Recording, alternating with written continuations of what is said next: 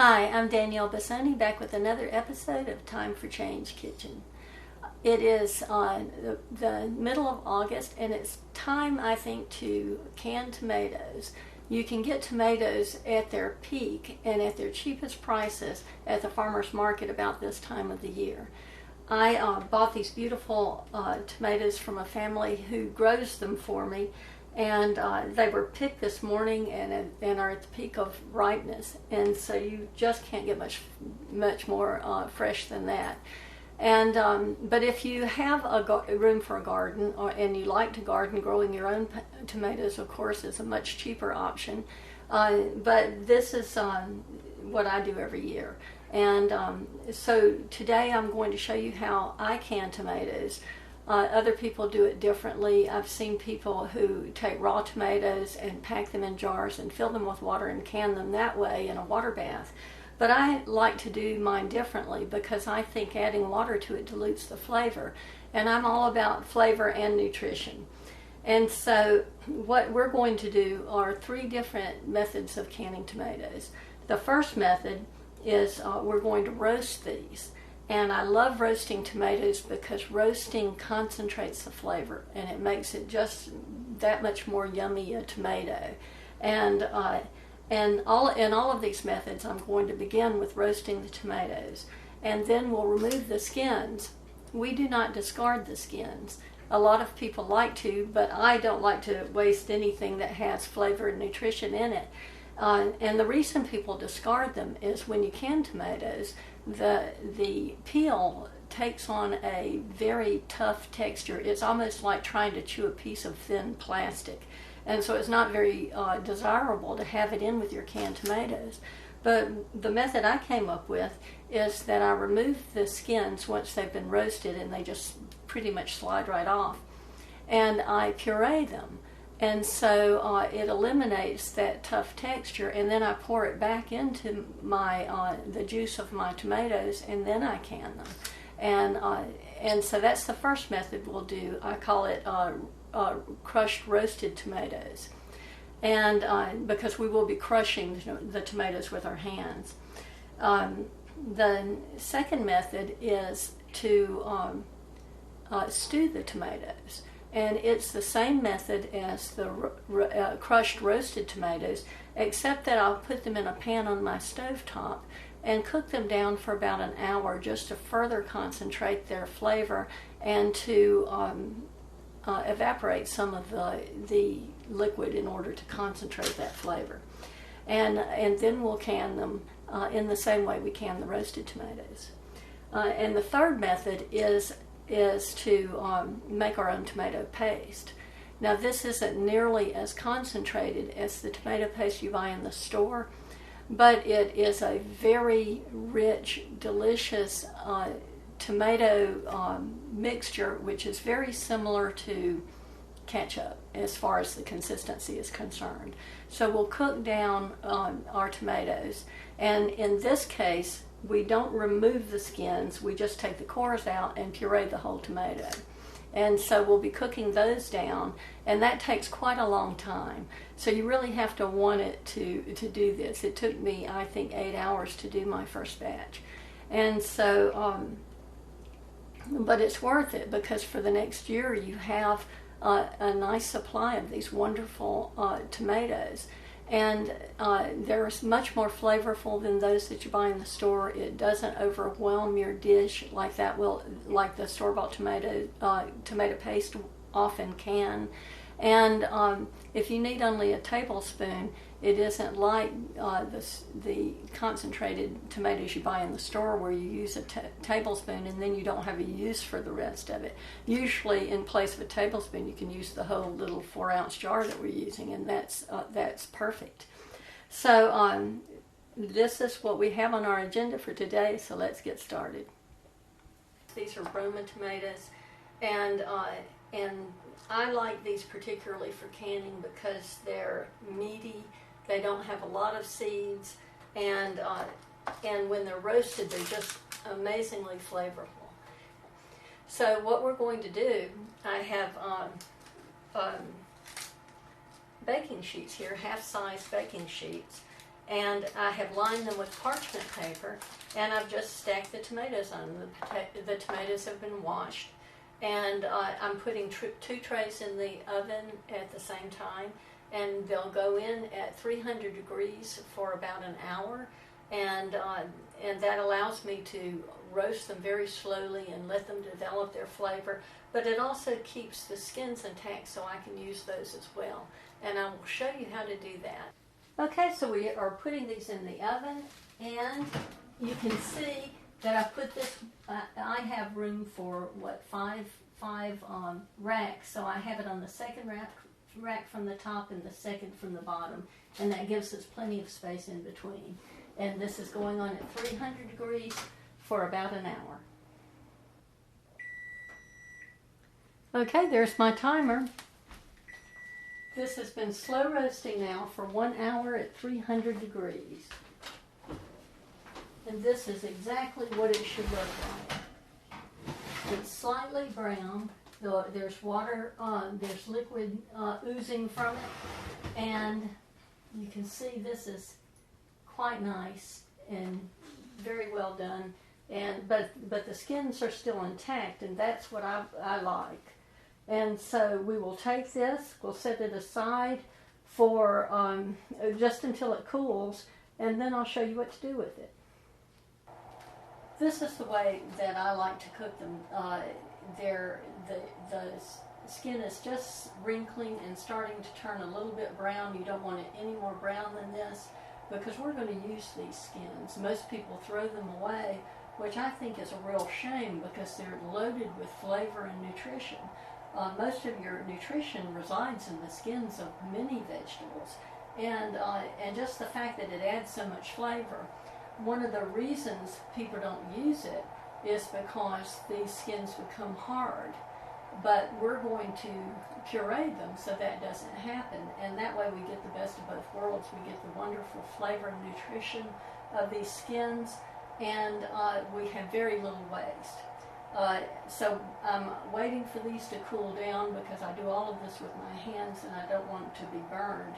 And in the meantime, I've filled our canning jar, our canner, with water, and it may need a little bit more, but I'm going to transfer this to the stove, and or rather I'm going to have my husband and sous chef transfer this to the stove, and I'm going to get this boiling, and so by the time this is boiling, I should have these ready to go. Okay, so these are cool enough to handle now, and what we're going to do is we're going to take the core out, and we are going to discard that, and then we're going to remove the peel.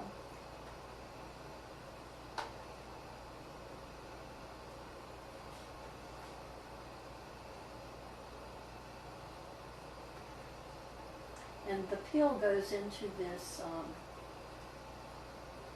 blender. I'm using a Vitamix blender, but any blender will be fine. And that's a stubborn. Okay, and now we're going to take the tomato, and I'm going to move it to another bowl, and we're just going to pinch it apart so that it's in smaller pieces. And then we'll do another one.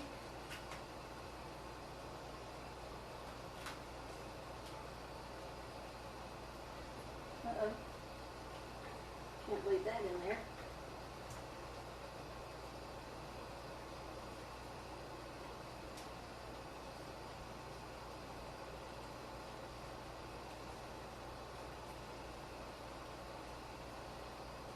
Okay, and we're going to just pinch it apart. I just take my finger like this and squeeze it and break it up.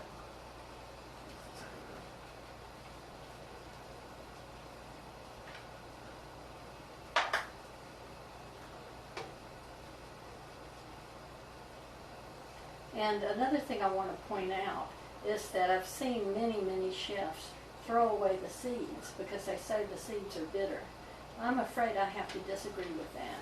And it has recently come to light, and you can look at Dr. Michael Greger's, one of his videos on nutritionfacts.org, because he talks about this, is that it turns out the seeds are quite healthy, and so you want to keep them if you can.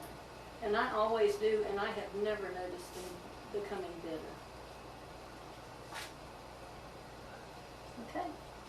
Okay, I have done one tray, and it's filled this entire bowl. And so this is these are the skins and the tomato peels, and we are going to blend these. I don't think I need earplugs for this because we're not.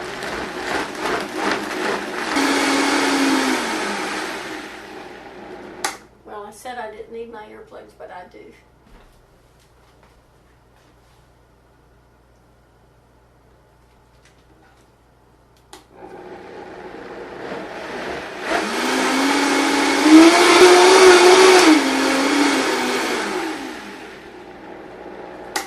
So you just blend these until they're creamy. Let's set this aside now. And then we add it back to the tomatoes. And this will really help add flavor to this batch of tomatoes. So we're going to mix these in here with it. And this is the consistency that I like. This is just the way it will look when it's canned. It will become a little more clear. It's a little cloudy right now because of the peels that I've creamed into this. But that will clear up once we've started canning this, once we've started processing them. Okay. So now we can start processing these. I'm going to put these in jars. I have washed the jars with soap and water, and so they're very clean and they've been draining. And now we need to transfer this to the jars and put them in the canner. Okay, so we're ready to start canning. We have a spout here, and we're going to fill this up to this level right here. We want to leave a little bit of space.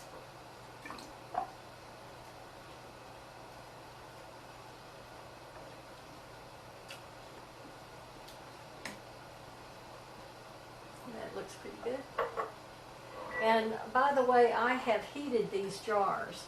You don't want to put very cold jars into boiling water, and we're going to be processing this in a vat of boiling water, and you don't want your jars to break. And this is warm, but it isn't hot. So I heated up these jars, and what I did is just put them in the microwave for 1 minute, and that it was adequate. Okay, so we filled 9 of these. I've done 9 because I know that my canner will hold 9 pints. And I like using the pint size rather than the quart size, mainly because I live in a family of 2 people, and a quart is usually more than I need at one time.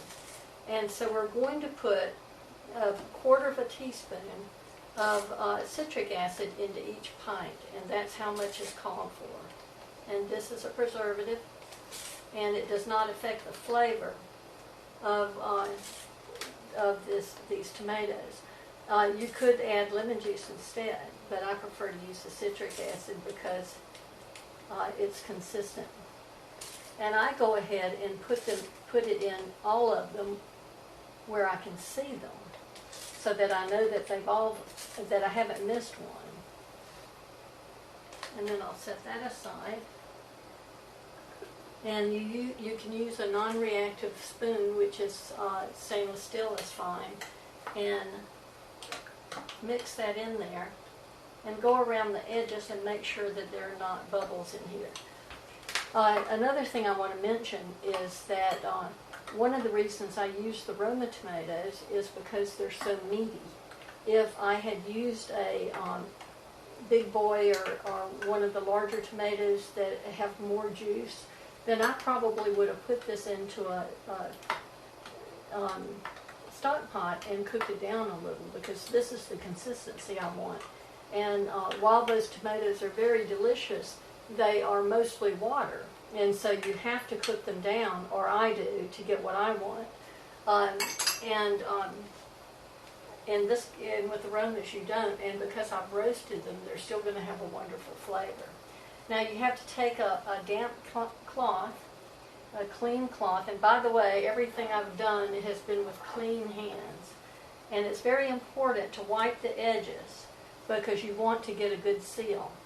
Just wipe the rim and the edges. And if you find that you don't have a proper seal, then just remove the cap and reprocess it. Okay, so I've heated these lids as well. Everything's been washed with soap and water. So I'm going to...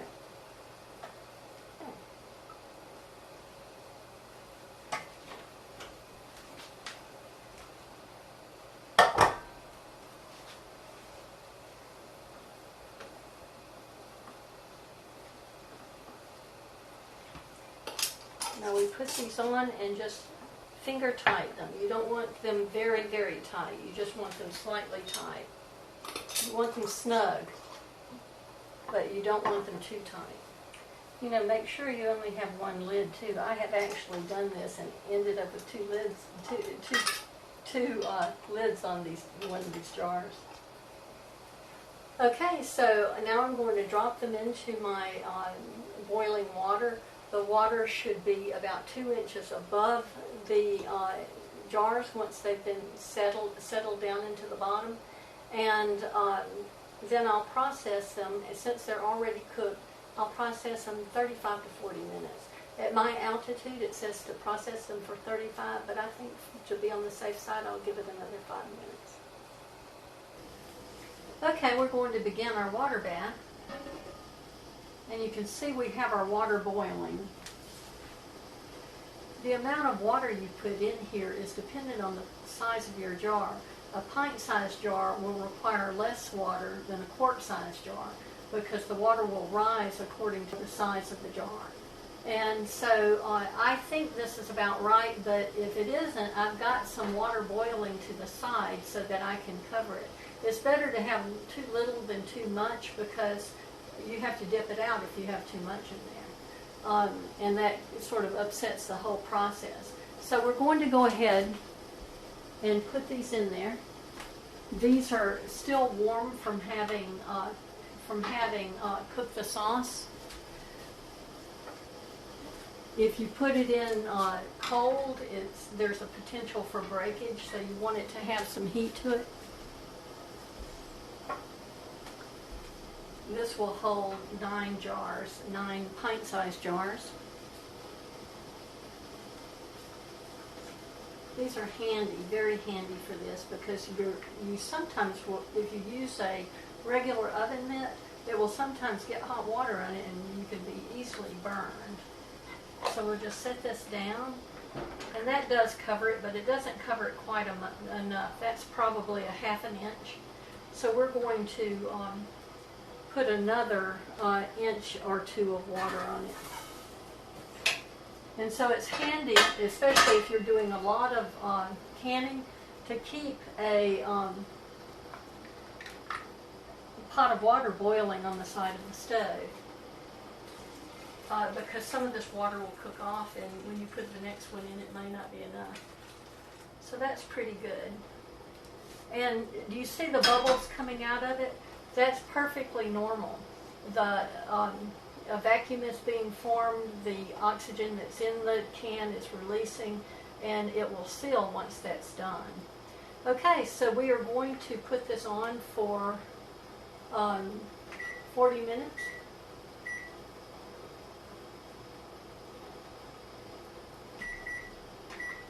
And then we'll take them out. Always put the lid back on. Okay, so we'll be back in 40 minutes, and I'll show you what to do with it. Okay, it's been 40 minutes, and we're just going to lift this up and let it drain for a minute. And we'll take these and transfer them to a clean tablecloth. or a clean cloth rather.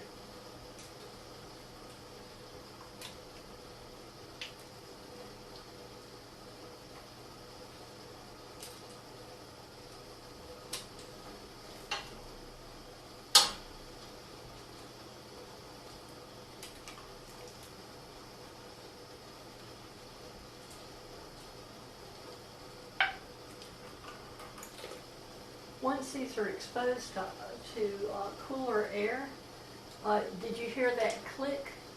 They'll start, there you go, they start clicking like that, and that's the sound of these jars sealing.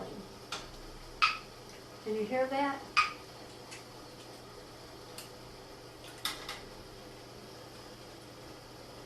Okay.